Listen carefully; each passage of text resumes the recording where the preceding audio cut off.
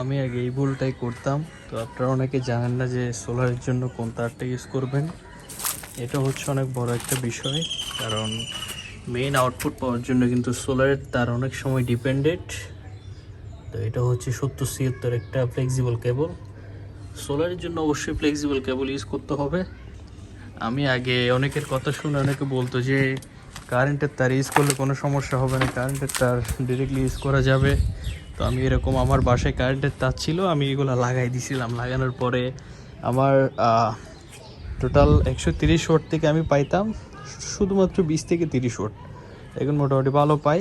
তো অনেকে বলবে, দোকানদার বা আদার্স অনেকে ওদের বেচা কেনার জন্য বলবে এটা ভালো এটা ভালো।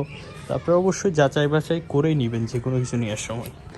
আমি আপনাদের একটা আইডিয়া দেই, আপনারা যদি 50 ওয়াট থেকে শুরু করে 300-350 ওয়াট পর্যন্ত সোলার লোড দেন, তাহলে হচ্ছে আপনাদের জন্য একটা আদর্শ কেবলের মান হচ্ছে 70-76 কেবল। এটা আপনি ইউজ করতে পারবেন, যেটা আসলে 2.5 এর RM এরকম বলে আর কি।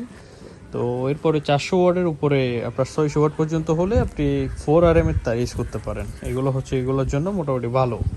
তো আমি যেহেতু মানে দুইটা লাইনে আলাদা আলাদা করছি, আমার এটা বড় প্যানেল, এটা 220 ওয়াটের, আর ওইগুলো হচ্ছে দুইটা মিলে 130 ওয়াট। আমি দুইটা তার ইউজ করছি, দুইটাই হচ্ছে 70-76 কেবল। তো এগুলো দিয়ে মোটামুটি ভালো আউটপুট পাই। এরপরে প্যানেল যদি আরও বাড়ে তাহলে 4 RM নিব। আর যারা হচ্ছে 1000 ওয়াট বা এর উপরে সোলার প্যানেল চালান, তারা 6 RM এর তার ইউজ করতে পারেন। এগুলো মোটামুটি অনেক ভালো। ঠিক আছে, এখন আমি নিচে গিয়ে আপনাদের দেখাই আমার তারগুলো কিভাবে কানেকশন করা। এই যে দেখেন, আমার দুইটাই কিন্তু 70-76 কেবল। এই যে দুইটা হচ্ছে 70-76 কেবল। এটা হচ্ছে বড় প্যানেলের, আর সাদাটা হচ্ছে ছোট প্যানেলের। বড় প্যানেলটা আমার উপরে কন্ট্রোলারে, এটা আমি মডিফাই করে 20 এমপিয়ার করছি। ইনশাল্লাহ এটা নিয়ে একদিন ভিডিও করব। আর নিচেরটা হচ্ছে দুইটা ছোট ছোট প্যানেলে। তো দুইটার ব্যাটারি লাইন আমি একটাই দিছি, যাতে এটা হচ্ছে সুন্দরভাবে আমার একটা ব্যাটারিকে চার্জ করতে পারে। আমি এই জন্যই দুইটা ব্যবহার করছি, অনেকে একটা করে, কারণ একটা নতুন প্যানেল একটা পুরাতন প্যানেল। নতুন প্যানেলের সাথে পুরাতন প্যানেলের আউটপুট রেঞ্জ কিন্তু এক থাকে না। তো অনেক সময় দেখা যাচ্ছে ওয়াট লস করে ফেলে, অনেক সময় অনেক রকম করে। এটার জন্য আমি দুইটা তার এবং হচ্ছে দুইটা কন্ট্রোলার ব্যবহার করছি।